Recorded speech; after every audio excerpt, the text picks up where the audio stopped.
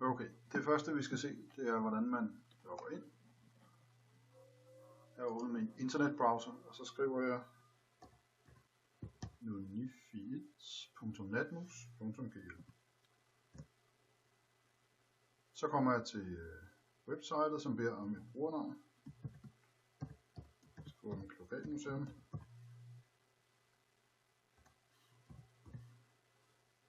Og password. Og klikker her. Så er jeg logget ind.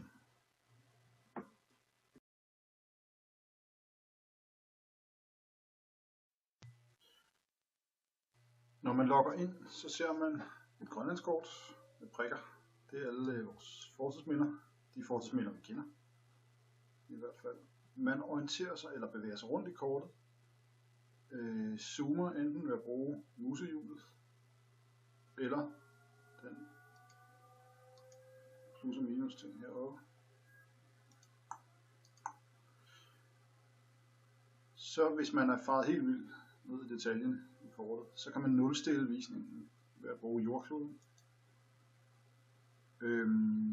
Ja, den her lille hånd, den tager fat, flytter frem og tilbage.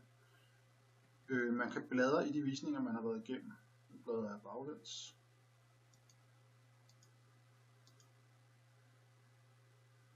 En anden måde at orientere sig i kortet, det er at hernede i højre hjørne, der er sådan en funktionalitet, der viser, hvor cursoren, altså hvor musepilen befinder sig hele tiden. Så hvis man har en lokalitet med en bestemt position på, som man kender, så kan man bruge den hernede til at finde ud af, hvor man er.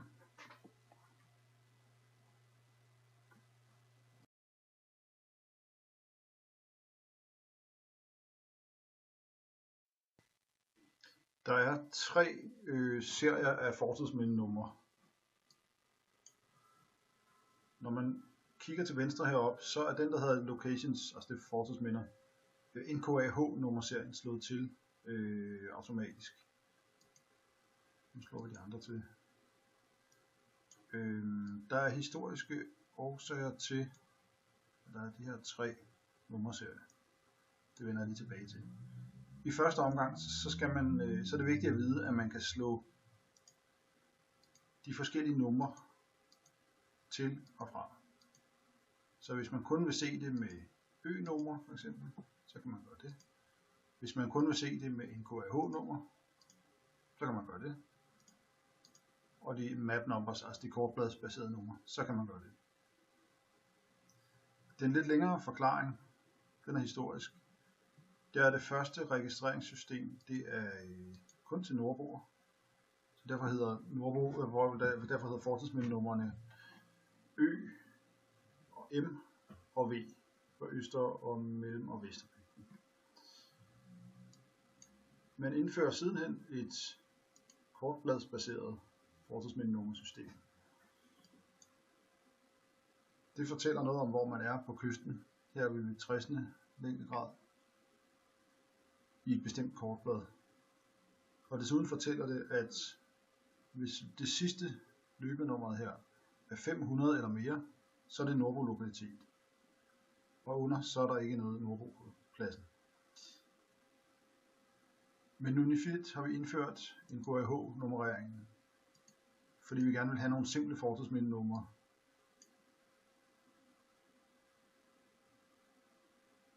Ja, der kommer vi. Men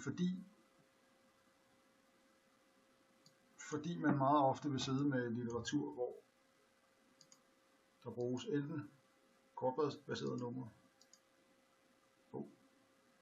det er ø-numre, så kan man slå de her numre til og fra, som man har lyst til.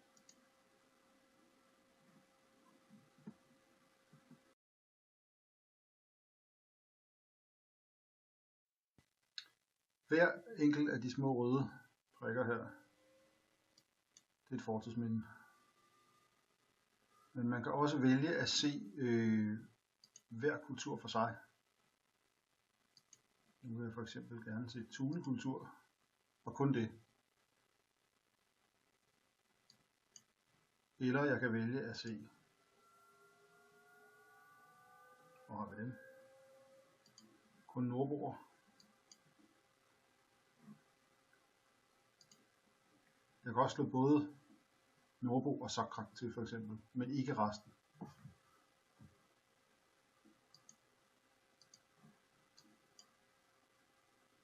Vi kan også vælge at se fordelingen af kulturer som lagkagediagrammer. Den her funktionalitet er sjovest, når man kommer tæt på, fordi den giver et godt overblik over,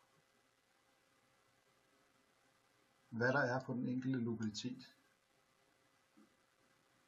For eksempel så kan jeg umiddelbart se, at her der er en lokalitet, hvor der er 3 forskellige kulturer på. Det er nemt at se, hvad der er ud fra den her på de enkelte pladser.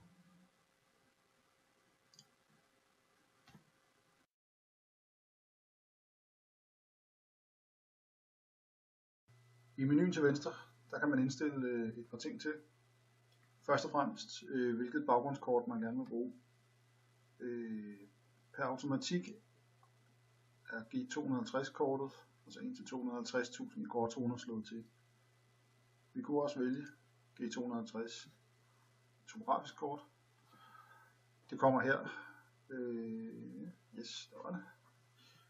Eller en terrænmodel.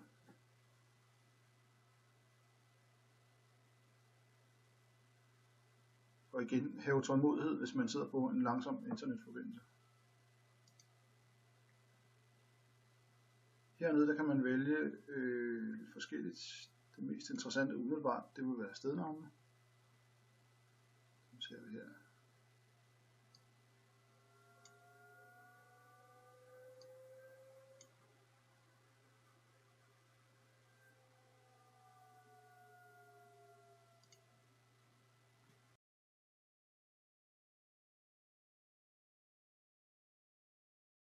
Så skal vi se, hvordan man kigger ned i et enkelt fortidsminde. Det gør man med den her knap, det store L. Hvis man er lidt langt ude i kortet, som jeg er nu, så kan man godt risikere, at man med det klik her får fanget flere lokaliteter. Så vil det her location-vindue spørge, hvilke af lokaliteterne her, det er man ment. Nu er det den her. Og hvis man trykker show, så kommer man derned.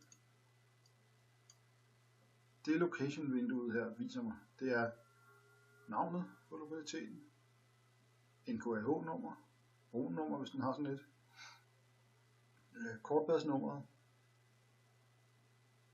så er der et tekstfelt med en beskrivelse. Så kan man se, hvilke kulturfaser der findes på pladsen. Her er det Thule. Tekstfeltet, der beskriver Thule-fasen, den ser vi heroppe. Hernede der ser vi flueben, kan man sige, for hvad der findes på pladsen. Er der en møding eller ej? Ja, det er der. Er der en telt tomt eller ej? Ja, det er der. Events skal man ignorere for nu. Dokumenter til gengæld. Det vi ser her, det er dokumenter, der beskriver en undersøgelse af den her plads. Klikker vi på det, der hedder 2178, så åbner vi dokumentet og kigger ned i det. Det vi kan se her, det er, hvilke lokaliteter dokumentet er tilknyttet. Her der kan vi se, om det er tilknyttet PDF-filer. Hvis det har det, så betyder det, at rapporten her er blevet scannet ind og ligger som PDF, som vi kan hente med et enkelt klik. Sådan. Så sætter vi ned i størrelse. Sådan. Så kan man selv hente primærmaterialet, hvis man har lyst til det. Og igen, nogle af de her filer, det vil tage noget tid at hente på tynd internetforbindelse. Så man skal ikke blive forbavset, hvis det tager noget tid.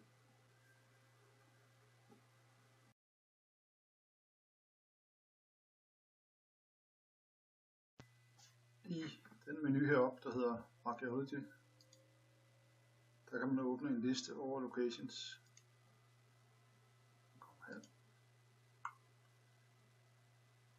Og den kan man bladre i. Man kan bladre afsted sådan her.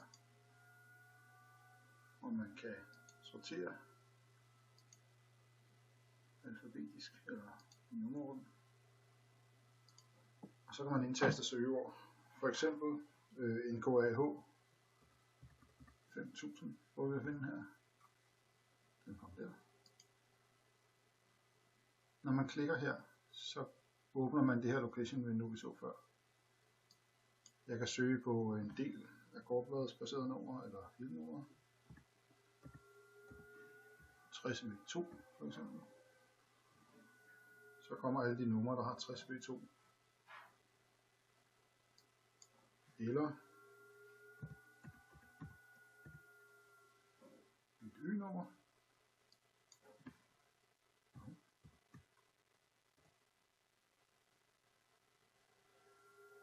Læg mærke til, at der fangede jeg den ikke, hvis jeg brugte lille y. Den søger alfabetisk, og den skelner mellem store og små bogstaver.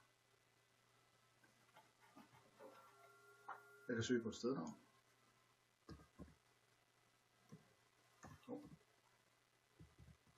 Musik.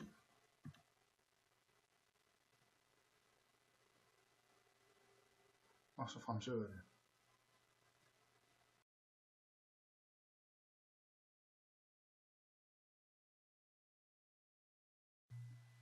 På samme måde kan man i Archaeology-menuen søge dokumenter.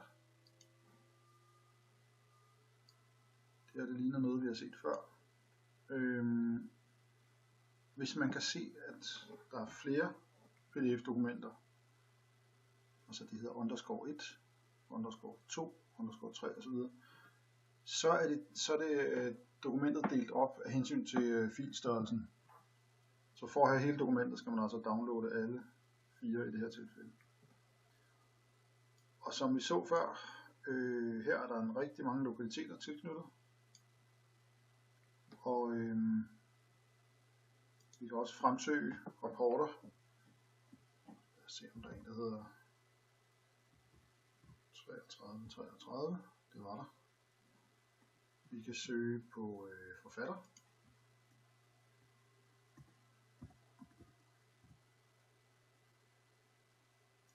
Eller vi kan søge på titel og årstal. –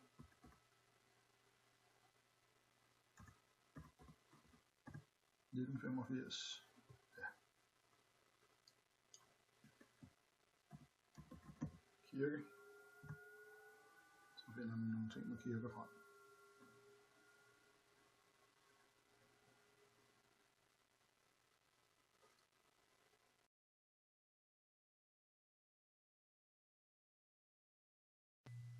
Det er vigtigt at huske på, at et dokument kan være tilknyttet flere lokaliteter, og en lokalitet kan være tilknyttet flere dokumenter. For eksempel her, dokument rapport nummer 33145. Den er tilknyttet de her 3 lokaliteter. 1512,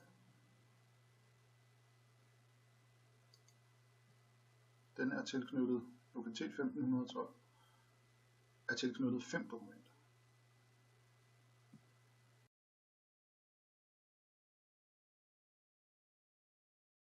Det næste vi skal se på, det er polygon search, polygon søgning.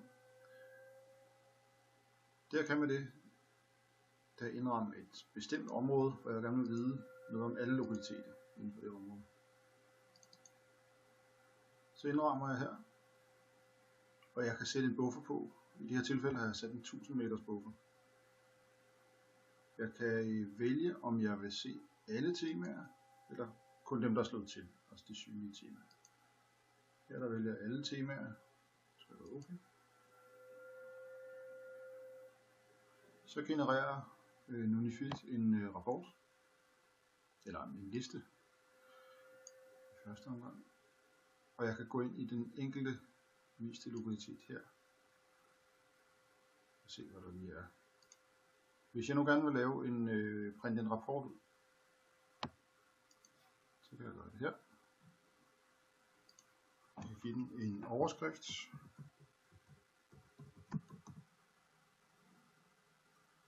Så kan jeg vælge, hvilket format rapporten skal være. Jeg vælger PDF.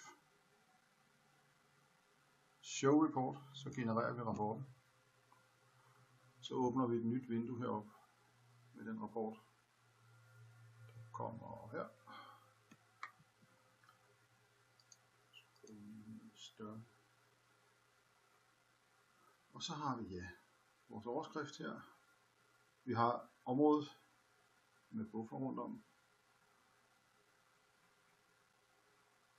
Og en detaljeret liste over alle lokaliteter inden for det her område. Man kan også generere rapporten i Excel. Det er tit nyttigt.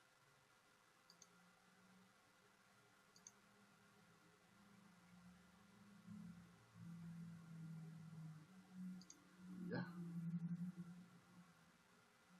Så. Samme oversigtsbillede. Og så en liste over lokaliteter.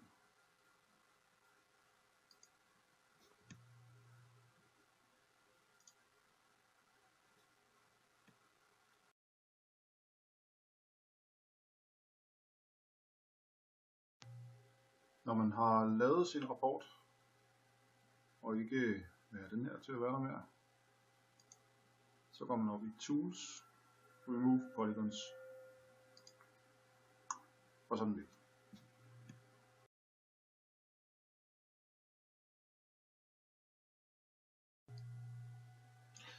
Det næste vi skal se, det er hvordan man kan lave et tilpasset zoom til den målestok man gerne, til cirka den målestok man gerne vil have. Nu vælger jeg, at jeg gerne vil se kortet i 1:250.000. Sådan der.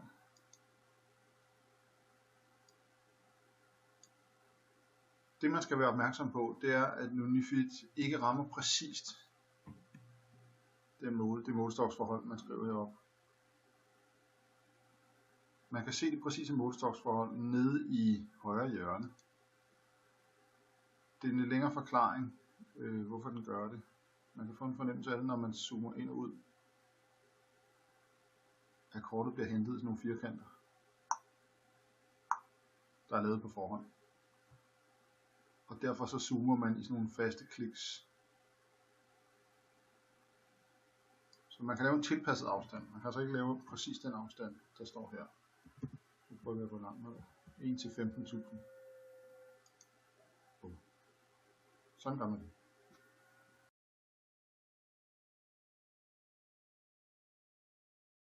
Et andet nyttigt værktøj i Tools-menuen, det er afstand og areal-funktionen her.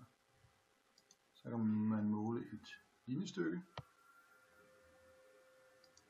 eller man kan lave en rute, der består af flere linjestykker. Og man kan se oppe i det lille felt her, det linjestykke man er ved at lave, hvor langt det er, og hvor lang hele ruten er.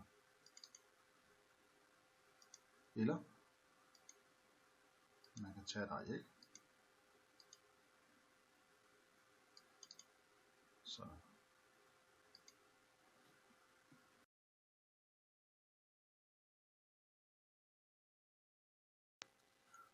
Der er forskellige måder at få printet kortudsnit, PDF-print. Det er den første af dem. Den indrammer automatisk et område her, og det kan vi rotere, hvis vi vil det. Både ved at hive i det, eller ved at skrive et tal der.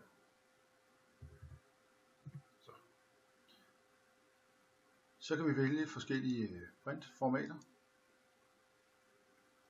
Vi kan vælge at gemme vores foretrukne printindstillinger med et navn.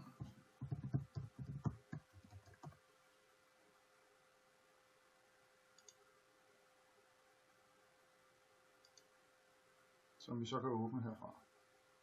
Nu sletter vi den lige. Ja, det er godt. Så kan man bestemme hvilken størrelsesforhold, målstokforhold man skal se sit kort i. Nu kan vi se 1 til 3000, det er et meget lille kort, gør det lidt større. Så kan man vælge print kvaliteten her. Og så kan man sætte, om man vil have signaturforklaring, altså legend, den der heroppe, Nordpil og så videre. Det prøver vi.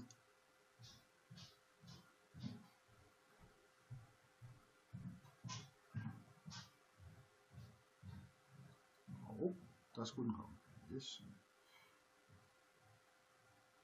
Så har vi printet vores område ud som PDF.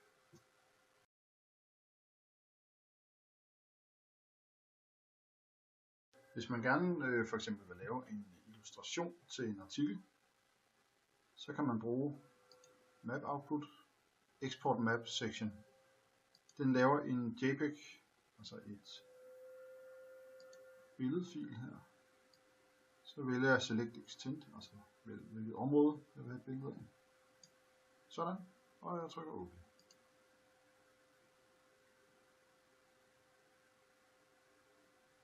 Så har jeg produceret et JPEG-billede. Det nemmeste herfra, det er at se igennem sådan.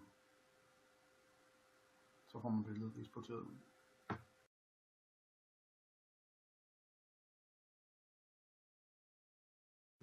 Så skal vi se på et tegneværktøj, som hedder Redlines, ligger under Draw-menuen. Der kan man vælge for det første, hvilken farve man ønsker at markere ting i.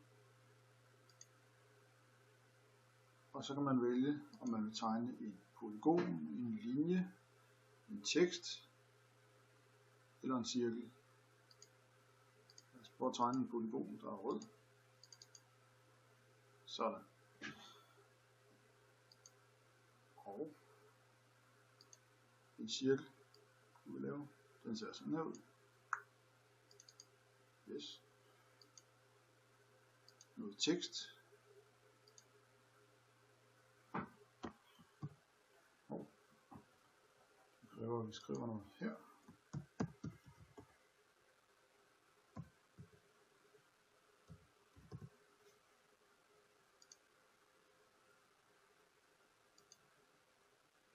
Vi kan lave en cirkel, der på forhånd har fået defineret sin radius.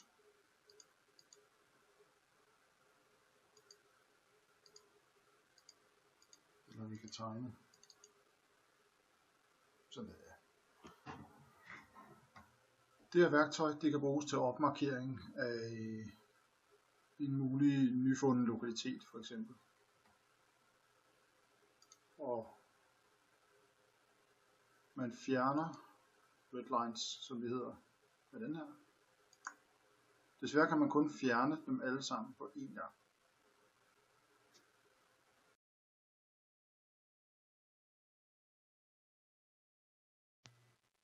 Sidste punkt på menuen, det er Options. Dem er der ikke så mange af endnu. Man kan slå signaturforklaring til og fra. Sådan her.